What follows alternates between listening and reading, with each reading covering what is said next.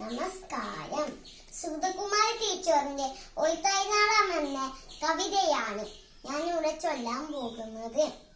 ഒരു തൈ നടാം നമുക്കമ്മയ്ക്കു വേണ്ടി, ഒരു തൈ നടാം കൊച്ചുമക്കൾക്കു വേണ്ടി, ഒരു തൈ നടാം ഒരു കിളികൾക്കു വേണ്ടി, ഒരു തൈ നടാം നല്ല ളിക്കു വേണ്ടി.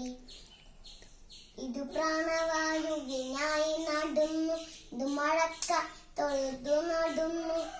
ഇത് പ്രാണവായുവിനായി നടുന്നു, ഇത് മഴക്കായി തൊഴുതു നടുന്നു.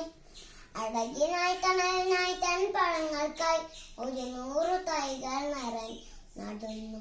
അഴകിനായി തണലിനായി തൻ പഴങ്ങൾക്കായി 100 തൈകൾ നടുന്നു.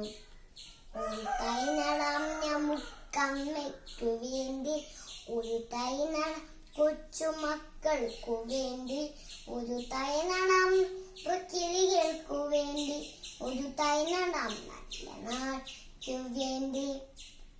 ചൊരിയും മുലപ്പാലിൻ മേയുമായി പകരം കൂപ്പുകൈ മാത്രമായി, ചൊരിയും മുലപ്പാഞ്ഞോർമേയുമായി പകരം കൂപ്പുകൈ മാത്രമായി.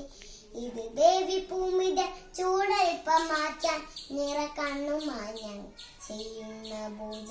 ഇത് ദേവി ഭൂമിയുടെ ചൂടൽപ്പം മാറ്റാൻ നിറകണ്ണുമായി ചെയ്യുന്ന പൂജ.